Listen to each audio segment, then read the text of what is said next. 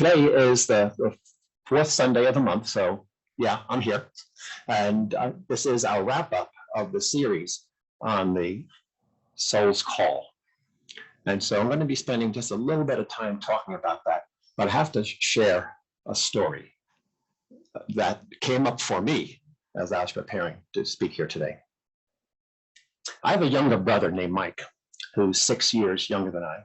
And when he was in seventh grade, his teacher selected him to go on a Sunday morning television show there in the New York City area on the public broadcasting station to talk about the soul of Nixon. Now he and I both attended a Catholic school. And so when I heard about this, I was intrigued about why would they want these children to talk about Nixon, after all.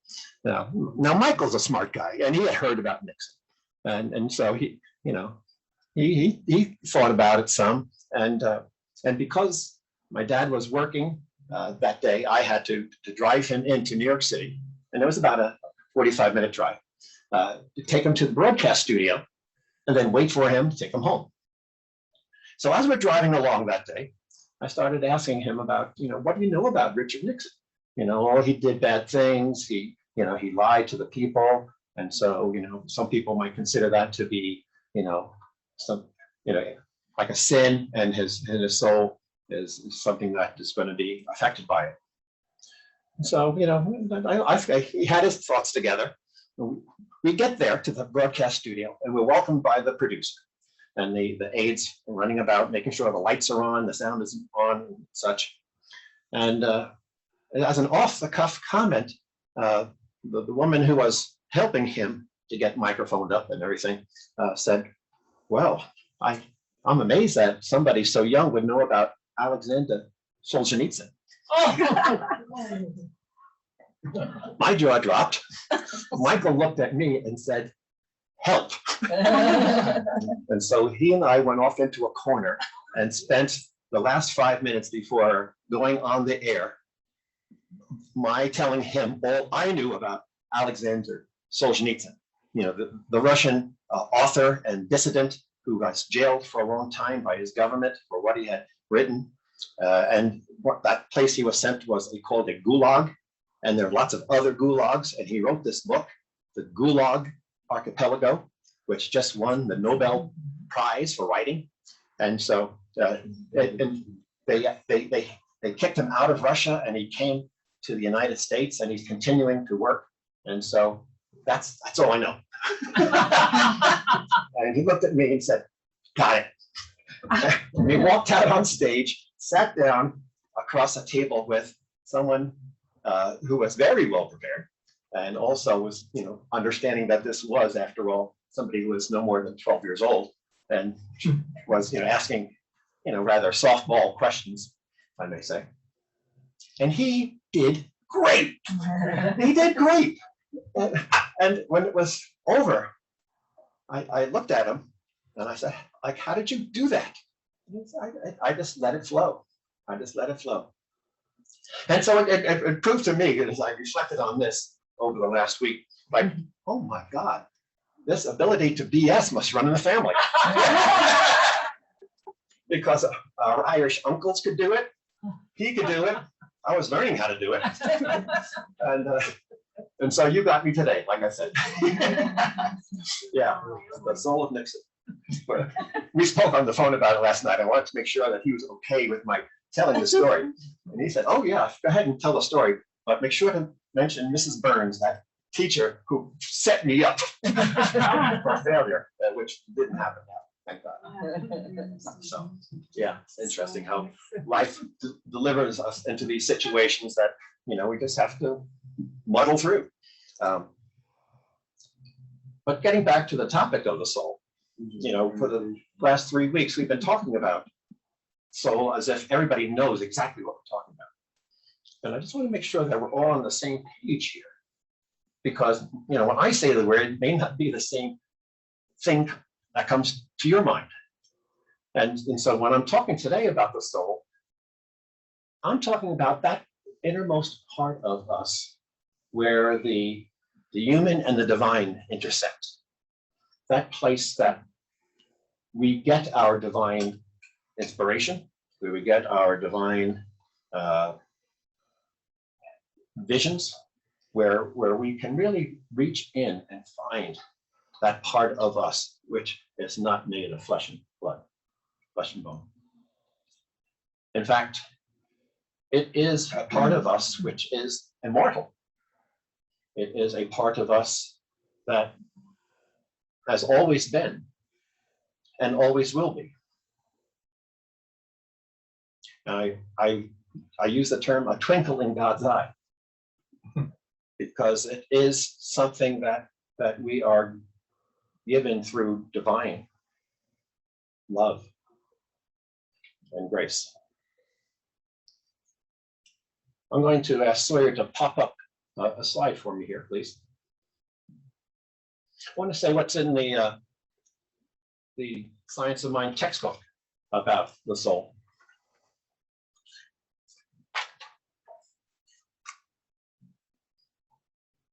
Keep going, if you will, please. Thanks. Well, okay, it's not the textbook. This was a piece from the Declaration of Principles that Ernest Holmes wrote upon request by the editor of the Science of Mind magazine for the very first edition. And in fact, he wrote a list of things that are kind of core to the Science of Mind philosophy. All of them start with the words "what we believe" or "we believe." So it actually has come to be known as "what we believe," and it's still in every issue to this day. We're coming up on 100 years of Science of Mind magazine. We believe in the eternality, the immortality, and the continuity of the individual soul, forever and ever expanding. And later on, it goes on to say, we believe in our own soul, our own spirit, and our own destiny, for we understand that the life of all is God. Thank you, sir. That simple statement, the eternality, immortality, and continuity of the individual soul, forever and ever expanding, summarizes what the soul is doing. It started as a plan, a twinkle in God's eye, a perfect image of what each of us would start our lives with. And at that point, have responsibility for nurturing, for expanding, for growing, for bringing forth into the world. And I'll eventually come back around to this at the end, but I want to say that when we do that, we are executing the divine plan, bringing forth the most perfect expression of ourselves as individuals within the one. And when we do that, we are adding to the world that works for everyone. But you have a lot more to sit through until you get to that point again. The soul is within us. The soul is seeking to express itself. Our unique skills and abilities and our unique personalities are what's embedded in that soul. And it's that soul that speaks to us in our dreams and in our visions. And when we go within in meditation and still our minds and the thinking self and allow that spiritual self to emerge, amazing things can happen. But sometimes, because of society, because we are living in the Maya, the illusion of like, this is all there is, we forget that. Or we don't get the opportunities to learn that.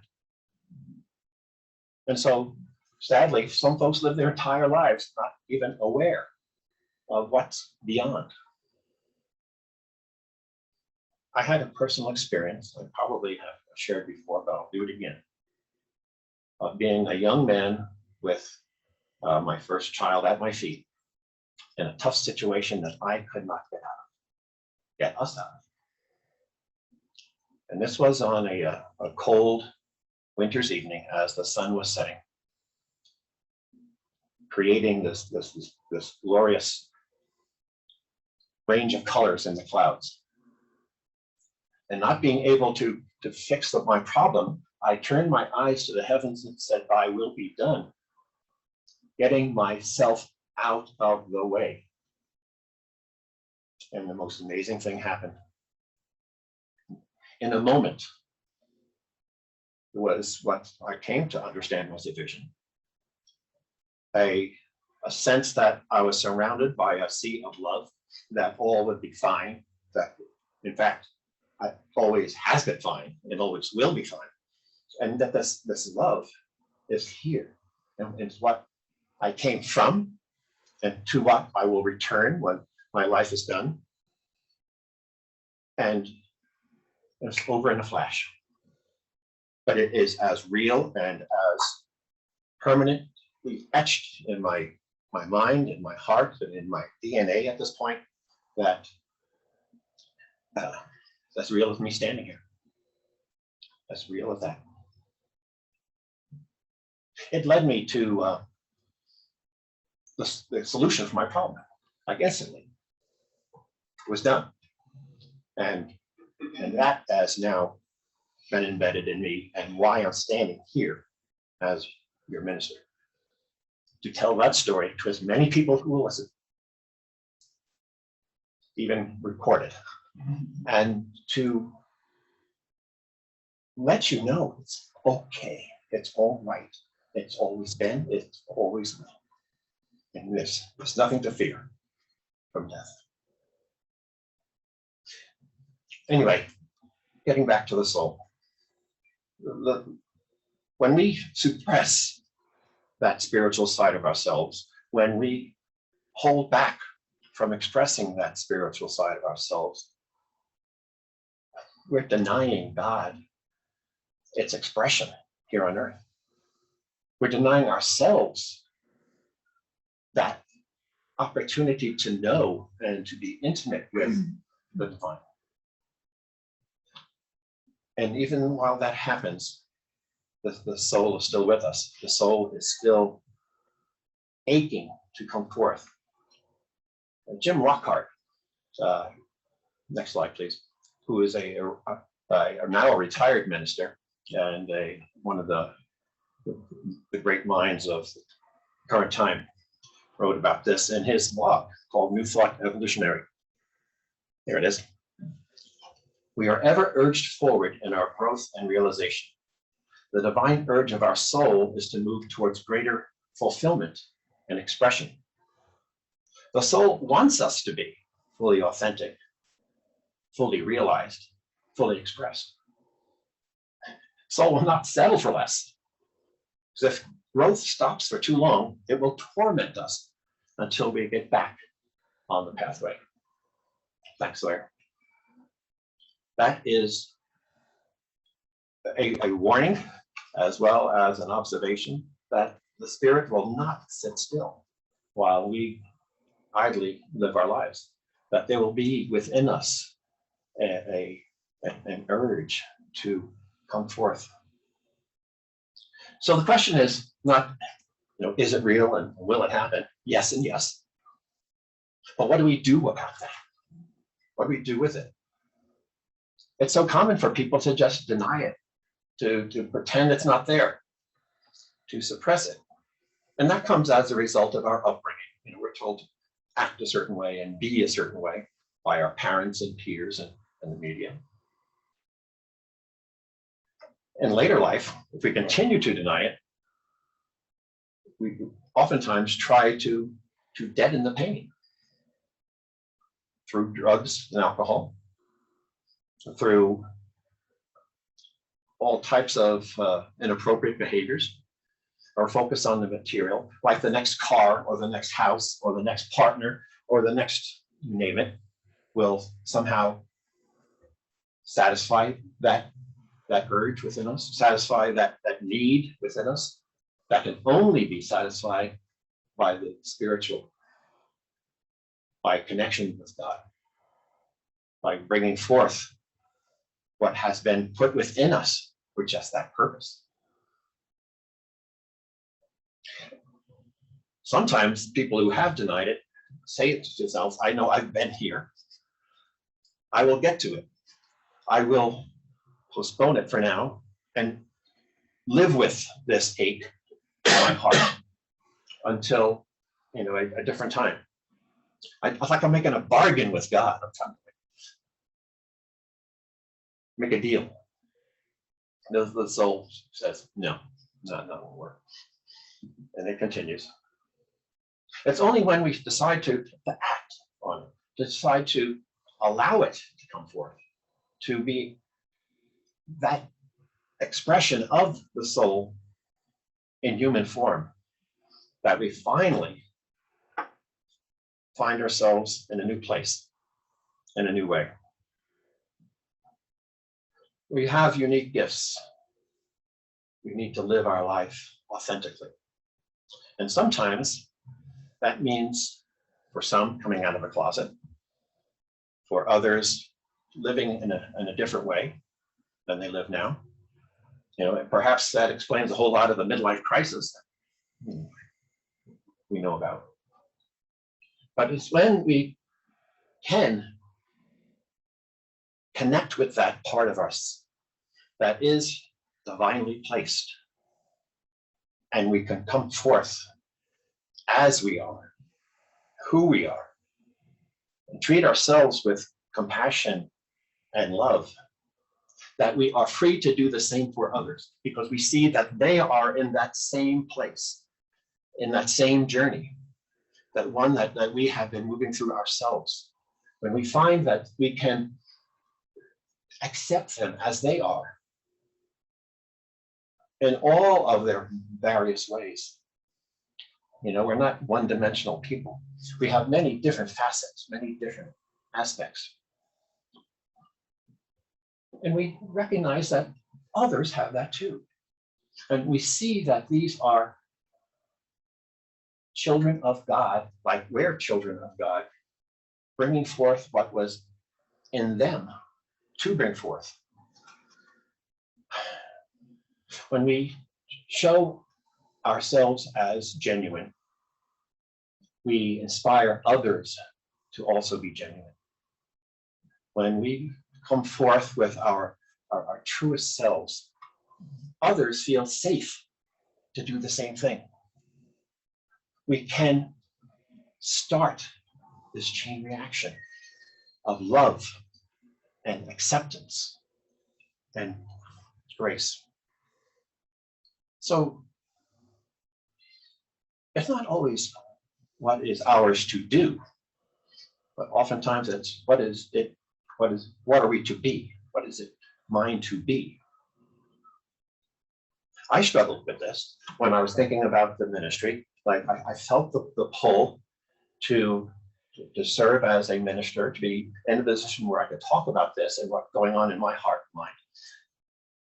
And I think to myself, like, oh, how will that look? And what should I do? And blah, blah, blah, blah. And I know it was really in a moment of clarity.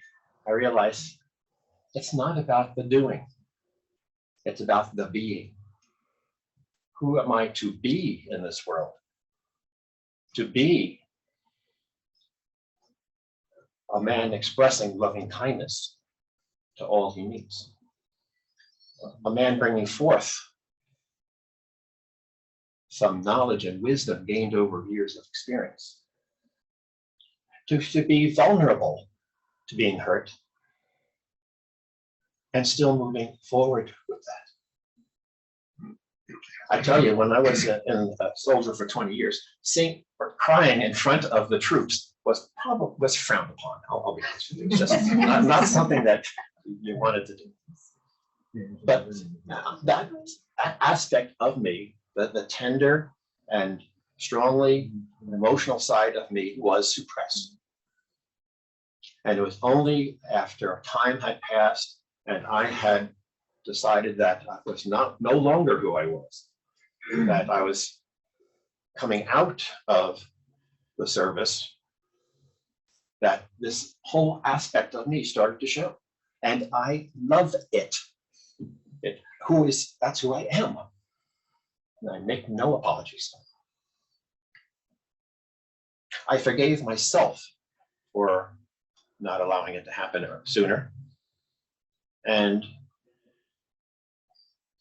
I can now look with love upon all others who are going through that journey themselves. That's how we learn and grow. We all make mistakes. So here's your homework for the week. Take time this week to look within yourselves. We do our meditation. We do our introspection, because that's who we are. And I'm going to ask you to try to discern what your soul is calling to you to be or to do. Now, here's a hint. The intuition is there, but sometimes we get stuck. Things don't come quite so easily. So if you find yourself stuck, then think about the one aspect of your life that bugs you the most. Where are things going wrong, or at least uncomfortable? And I'll bet you money that's where the call is happening. Because it's the soul's frustration with not coming out that oftentimes results in discomfort on the physical level and the emotional level. So ask you to do that, and maybe we can talk about it next week after service. So, it's kind of a way of wrapping up. Whenever any one of us raises our individual consciousness, it has this positive effect on us. It really does. We bring forth that the image of God, God as Rick, God as Bob, God as Shirley, God as Nancy, and all of us, we all have our unique expressions of God in human form. Allow it to be. Allow it to be. Last slide here. Then we'll move into our affirmative prayer.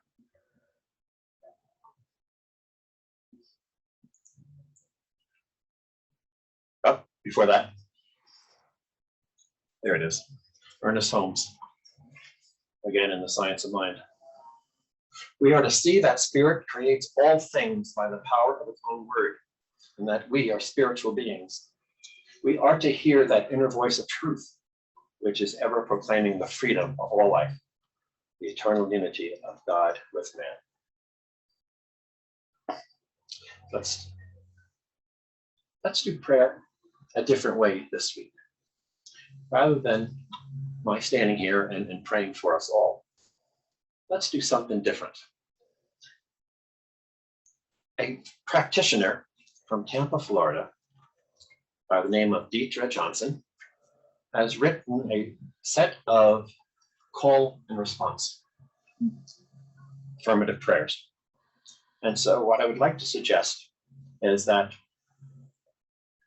we do slides one at a time, and I will recite the soul's call, and I ask you to recite what's underlined, which follows. Each of the responses comes from a different faith tradition. This is one of the golden threads running through all other major faiths. Remember, you are part of the whole. And you say, I am made in the image and likeness of God. I am a child of God. We shall show them our signs on the horizon and within themselves until it becomes clear to them that this is the truth. I recognize the poetic image on my intuition and follow it. It is my guidance. When the soul attains the presence of God, it will assume the form that best befits its immortality and is worthy of celestial habitation. I live in the presence of the divine while acting in earth. The body is the sheath of the soul. I care for and honor my body as it is a temple of the divine. Characterized by knowledge and vision, my soul is formless, an agent, having the same existence as my body. I surrender into oneness. My consciousness is open to receiving the wisdom of God. And so it is. Sorry, one more. Today, I connect with nature as it feeds my soul. I am sensitive to symbolic and metaphoric occurrences in my life. I move with synchronicity as I'm